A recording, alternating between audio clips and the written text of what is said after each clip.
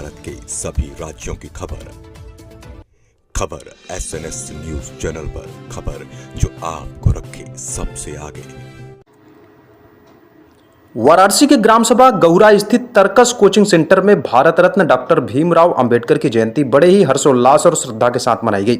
इस कार्यक्रम का आयोजन कोचिंग सेंटर के प्रबंधक अनिल पटेल के नेतृत्व में किया गया, जिसमें बड़ी संख्या में छात्र छात्राओं ने भाग लिया। कार्यक्रम की शुरुआत डॉक्टर अंबेडकर के चित्र पर माल्यार्पण एवं दीप प्रज्वलन के साथ हुई। इस अवसर पर अनिल पटेल ने बच्चों को संबोधित करते हुए डॉक्टर अंबेडकर के संघर्षपूर्ण जी हाँ, नमस्कार। मैं विवेकानंद पटेल खबर SNS टीवी में आपका एक बार फिर से स्वागत करता हूँ। जैसा कि आप देख रहे हैं, मेरी उपस्थिति वाराणसी के ग्राम सभा गौरा में है और तर्कस कोचिंग सेंटर जो कि पुआरी कला और गौरा के बॉर्डर पे, यहाँ पर जो है कि डॉक्टर भीमराव अंबेडकर की जन्म जयंती मनाई जा रही है। जिसके उपलक्ष्य में बच्चों को यहाँ के फाउंडर अनिल पटेल जी द्वारा सारी उनके जीवन की सारी व्यथाएं और संघर्ष को बताया गया और उनको सही समुचित निर्देश दिया गया। आइए हम यहाँ के बच्चों एवं टीचर से कुछ बातचीत करते हैं। जी मैम, आपका शुभ नाम? मेरा नाम श्वेता दुबे है। मैं SST यहाँ पे पढ़ाती है तर्कस कोचिंग सेंटर पे।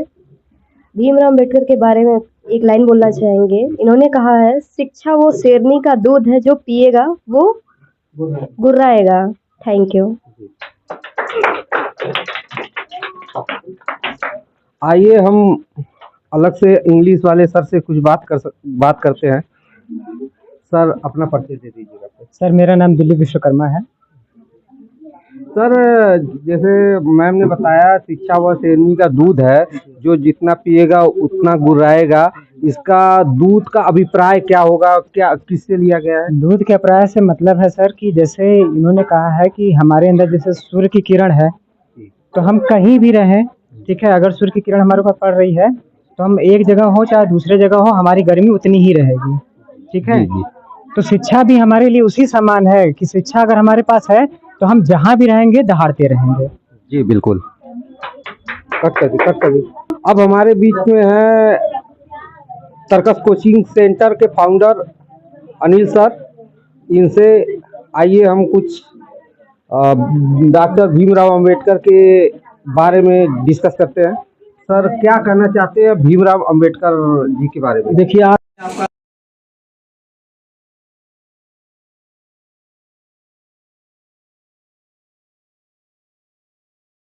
देख सकते हैं मेरे साथ जुड़े हुए हैं तर्कस कोचिंग सेंटर के फाउंडर अनिल पटेल जी। आइए हम इनसे डॉक्टर भीमराव अंबेडकर, जो कि संविधान के शिल्पकार हैं, उनके विषय में क्या बच्चों को इन्होंने प्रोवाइड किया, क्या बताया, उनके विषय में चर्चा करते हैं। जी सर। चलिए, सबसे पहले तो आपका स्वागत है कि आप हमारे संस्था में आए हर बार की तरह। आज जैसा कि भीमराव अंबेडकर की जयंती है, पूरे देश में पूरे हर्षोल्लास से इनकी जयंती मनाई जा रही है और हम अपने कोचिंग में छोटे से प्रांगण में पूरे बच्चों के साथ, अपने छोटे से परिवार के साथ, अपने शिक्षकगणों के साथ मैंने ये कार्यक्रम रखा है। तो हमारे बच्चे ही बहुत सारे ऐसे थे जिन्होंने स्पीच तैयार करके अंबेडकर जी के बारे में बताया। हमारे शिक्षकगण ने भी बच्चों को भीमराव अंबेडकर के बारे में चीज़ें बताई। तो जन्म इनकी, मृत्यु इनकी, माता पिता का नाम तो सभी लोग जानते हैं, लेकिन इन्होंने देश के लिए जो सबसे बड़ा चीज़ किया उसके बारे में हम थोड़ा सा चर्चा कर लेते हैं। जैसा कि आप सभी लोग जानते हैं कि भीमराव अंबेडकर तत्कालीन समय में भारत के सबसे बेहतरीन और सबसे नॉलेज वाले इंसान थे। इनके पास तो 32 डिग्रियां थी और इनके लाइब्रेरी में कहा जाता है कि जब इनकी मृत्यु हुई, जब इनका देहांत हुआ, तो इनके पास कुल 35,000 किताबें थी। सुन करके रोंगटे खड़े हो जाते हैं कि कोई इंसान अपने जीवन में इतना किताब कैसे पढ़ सकता है। 35,000 किताब, 32 डिग्रियां, और भारत के साथ साथ इन्होंने लंदन से PhD की डिग्री ली। और आज भारत में दुर्भाग्य है कि कुछ लोग इनको जाति के नाम से जानते हैं, जैसा कि ये लोगों के मन में भ्रम है।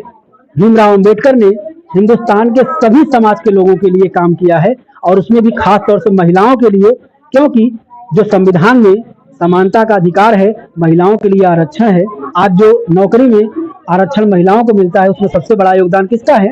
भीमराव अंबेडकर का है। कहा जाता है कि ड्राफ्ट समिति में कुल 7 सदस्य थे इनको लेकर के। लोग कहते हैं कि नहीं, 7 लोग मिलकर बनाए थे। लेकिन ये लोगों की भ्रांतियां, लोगों की जानकारी नहीं है। उसमें से 2 लोग तो बाहर चले गए थे, 1-2 लोग बीमार हो गए, 2 लोग आ ही नहीं रहे थे, 1 लोग इस्तीफा दे दिए थे, कुछ बचा नहीं था उसमें। सारी की सारी जिम्मेदारी इनके ऊपर थी और इन्होंने ही पूरा कंप्लीट किया, इसीलिए इनको संविधान का पिता कहा जाता है। सर, डॉक्टर भीमराव अंबेडकर जी के लाइफ का कौन सा वो पहलू जो आपको बहुत अधिक इम्प्रेसिव करता हो? देखिए, सबसे बड़ी चीजें होती है कि इंसान, जैसा कि आपको मैडम जी ने बताया कि इन्होंने कहा कि ज्ञान शेरनी के दूध की तरह होता है, जो पिएगा वो गुर्राएगा। तो परिस्थितियां चाहे जो भी हो, अगर इंसान ठान ले तो उसको पूरा कर सकता है। सबसे बड़ी चीज इनसे सीखना चाहिए कि आप अमीर हो, गरीब हो, आप किसी भी परिवार में पैदा हुए हो, मायने नहीं रखता।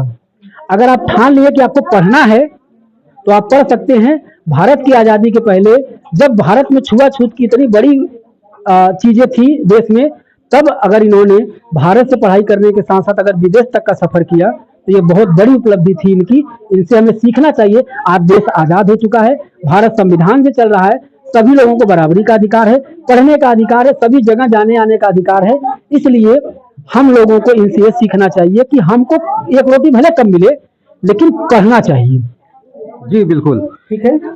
सर का मोटिव है कि डॉक्टर भीमराव अंबेडकर के लाइफ के एक कह लें कि उनके जीवन शैली को धारण किया जाए, न कि उनके जो है कि जन्म जयंती को उत्सव के रूप में मनाया जाए, अपितु उनके जीवन को अपने निजी लाइफ में उतारा जाए। ऐसे ही खबरों के लिए बने रहिए खबर एक्सप्रेस टीवी पर विवेकानंद रंजीत वर्मा जी के साथ। आइए हम बच्चों से कुछ भीमराव अंबेडकर जी के बारे में कुछ पूछना चाहते हैं। देखिए क्या इन लोगों को जान। क्या नाम है बेटा? माय नेम इज आदर्श गिरी। क्या जानते हो भीमराव अंबेडकर जी के बारे में? Good evening everyone. My name is Adarsh Giri. I study in class 5th. Today I want to speak few a word about Dr. Bhimrao Ambedkar. Dr. Bhimrao Ambedkar was a great leader of India. He was born on 14th April 1891 in Madhya Pradesh. He is also known as Bapu Sardar. Thank you. Thank you very much. बेटा आप बताओ, आपका नाम क्या है? मेरा नाम अंशु सिंह है। क्या कहना चाहोगी भीमराव अंबेडकर जी के बारे में? भीमराव अंबेडकर जी एक बहुत बड़े लीडर थे। उन्होंने हमारे संविधान का खोज किया, उन्होंने हमारे संविधान को लिखा। हमारे संविधान को लिखने में उनको 2 साल 11 माह और 18 दिन लगे थे। वो बहुत बड़े पर्सन थे जिन्होंने महिलाओं के लिए बहुत कुछ किया और उन्हीं का देन है कि आज हम सब इतना पढ़ रहे हैं और हमें इतना इक्वालिटी का अधिकार मिल रहा है। और मैं उनसे बहुत खुश हूँ और वो हम लोग के लिए एक बहुत बड़े इंस्पिरेशन है। Thank you. जी धन्यवाद।